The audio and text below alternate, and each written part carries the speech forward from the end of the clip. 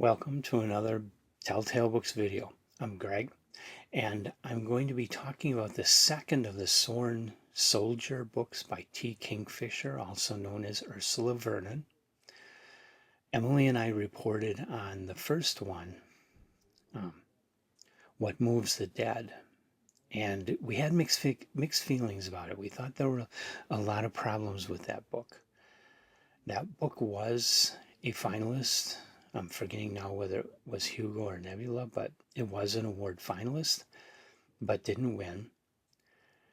And despite my feeling that the first book was a really weak book, I went on to read this because this book is currently a finalist for the Hugo Award for Best Novella this year.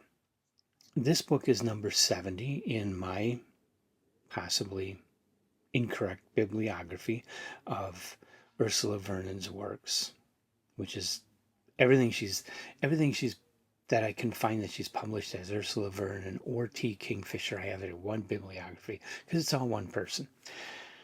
And this is the second of the Sworn Soldier series. Number 3 is supposed to be coming out this September, and I forget the name of it is already announced. I forget what it is, but there is a third Sworn Soldier book coming out in September. So if you've been reading this series and you love it, you got another book coming. With this particular book, and being a finalist for the Hugo is the main reason I wanted to read it then, even though I wasn't so thrilled with the first book. I want to cover all the Hugo Nebula finalists. And of course the Nebulas are already out, and I haven't read any of the novellas or novels for Nebula Award.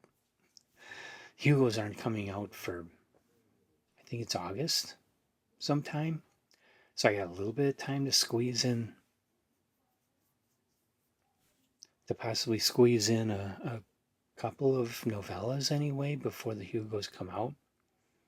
But there's no way I can get all the finalists for novella and novel read by the time the awards are announced. That's just not going to happen, especially since I'm going to be tackling Stephen King's The Stand in the next couple of months. I don't have time to be reading other novels. At least I got to this one. I got one down. Bunch more to go. The other 2025 novella finalists for Hugo Award are Navigational Entanglements by Elliot de Bodard, which I don't even have a copy of. What Feasts at Night, of course. The Butcher of the Forest by Premi Mohammed, which also was a finalist for the Nebula. The Tusks of Extinction by Ray Naylor, which was another one that was a finalist for the Nebula. Neither of those won. I do have The Tusks of Extinction and want to read it. The Practice, the Horizon, and the Chain by Sophia Samatar, which again had a Nebula nomination. Now I'm forgetting what won the Nebula this year. Anyway, also The Brides of High Hill by Nai Vo. Interesting that all those books were published by Tor. The only ones in the universe that publish novellas. Anyway, What Feasts at Night by Kingfisher. First of all, just like the first book, love the illustration. Very cool, very creepy. Really love the, I forget the illustrator's name. It should be in here somewhere. Christina Mrazek. Beautiful job. Excellent illustration. Kudos for that. And by the way, it's novella. It's a thin book. Not a long read, so, not something that you're going to dedicate a whole month to trying to push yourself through. It's something that a lot of people can read it in an evening. It took me a couple of days, not bad at all to just go through those things and read them. Anyway, our Sworn Soldier, Alex Easton, is back. But she goes back to her homeland of Galatia and her property, her house that she has there. Miss Potter has come with her to visit Galatia, And while they're staying at their place, one of her servants starts having strange dreams, and then he falls ill, complaining that it feels like there's a weight on his chest and he can't breathe. And it seems it is a thing called a moroi, which Vernon is drawing on real Hungarian folklore on this one. She's not referring to a famous short story like she did with the first one, Fall of the House of Usher. In this one, she's just going after a folklore which has actually many different forms around Hungary and Romania about this.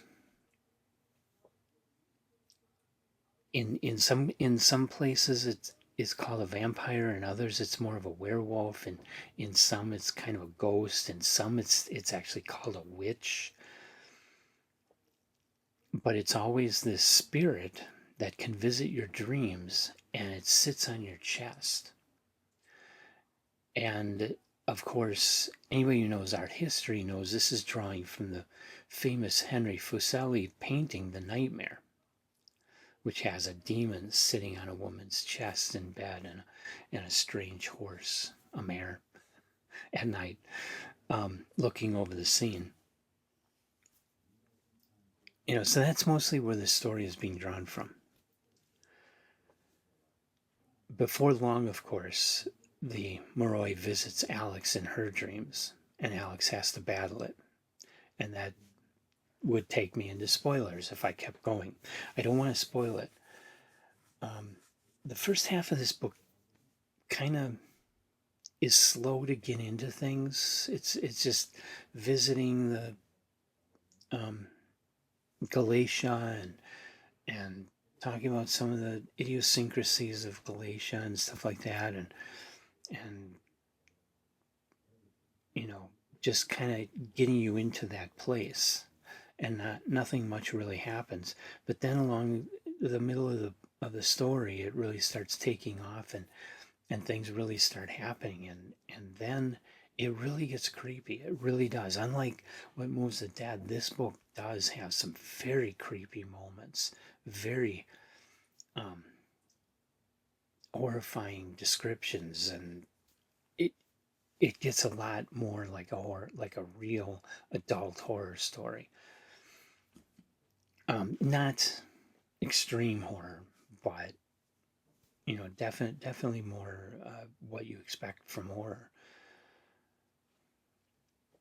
Where What Moves the Dead, I couldn't really determine what it wanted to be: gothic or funny, satire, science fiction. It could have been any of those things, and it was none of those things, really.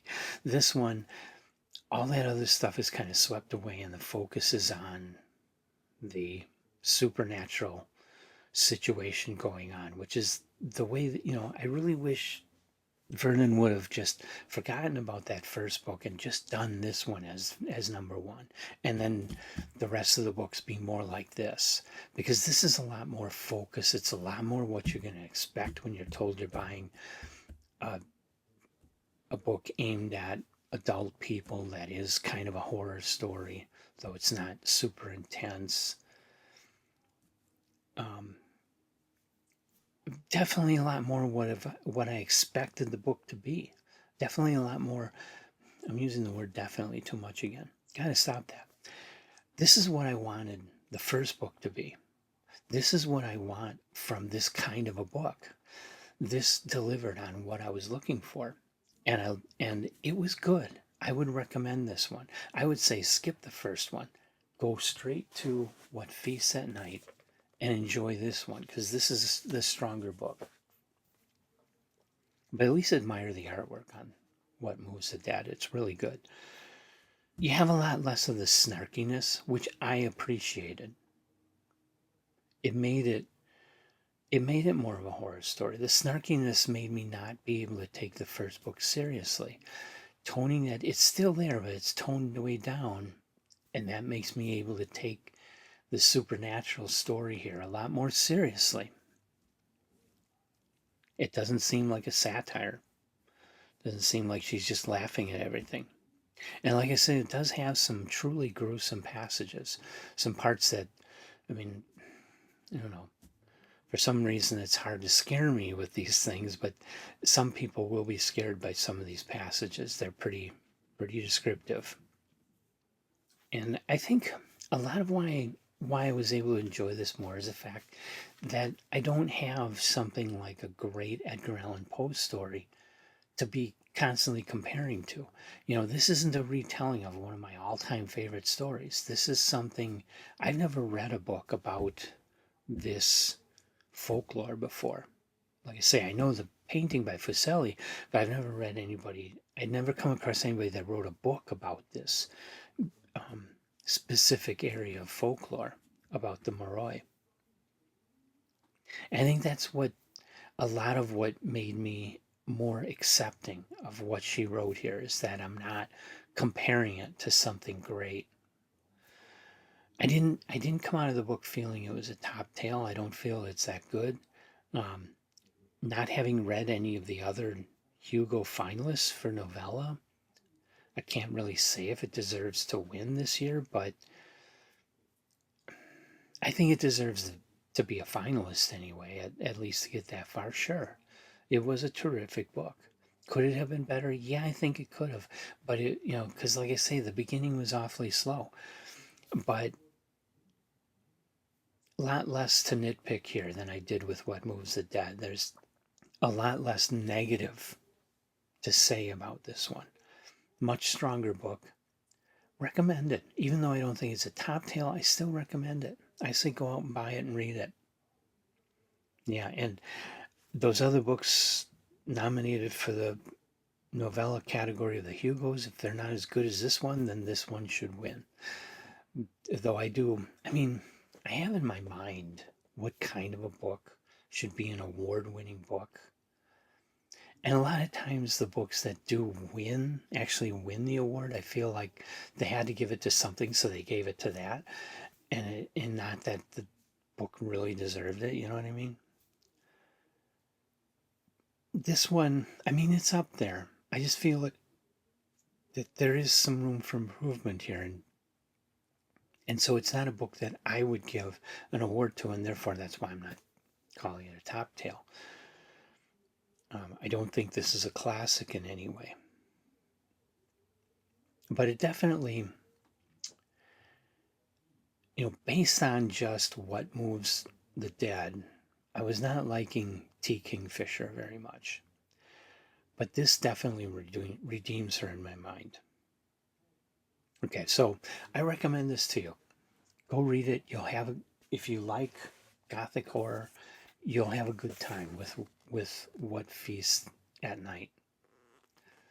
And I read this without Emily because we didn't care for What Moves the Dead, so I didn't want to subject her to another the same. But after reading it, I said, I think you'll like it. And so I'm going to give her my copy to read. She just doesn't get to be in the video. Anyway,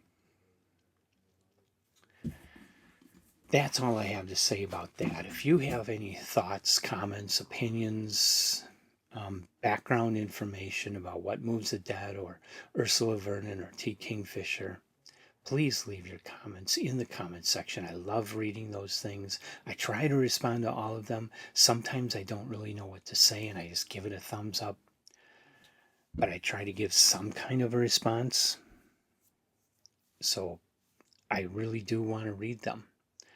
And I want everybody else to be able to read them too, which is why I want them in the comment section of the video so they're totally public. And I don't know. I'm kind of on the fence of whether or not I want to pursue anything else by T. Kingfisher. Obviously, she does have other works as finalists for Hugo and Nebula. There's a novel that I believe is a Hugo finalist this year.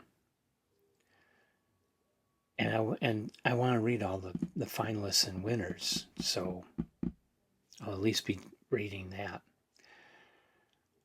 But otherwise, I'm kind of on the fence as to whether to really pursue reading a lot of T. Kingfisher or not. I'm still thinking about that. What Feast at Night does push things a little more towards wanting to read something else by T. Kingfisher, but there is a lot of her stuff that is just retellings of fairy tales. There's one coming out, I think, is a retelling of Snow White. I don't know that the retelling of Follow the House of Usher, I feel, makes me kind of skittish of reading more retellings by her. But if she writes more original fiction like this, inspired by obscure folk tales, yeah, I'm all for that. So come on back, hit the like button, hit the subscribe button. Come and watch a lot more, possibly T. Kingfisher, definitely more Hugo finalists and Nebula finalists, and past award winners and past finalists, and all the other things we do here on Telltale Books. And I hope you'll be seeing me again.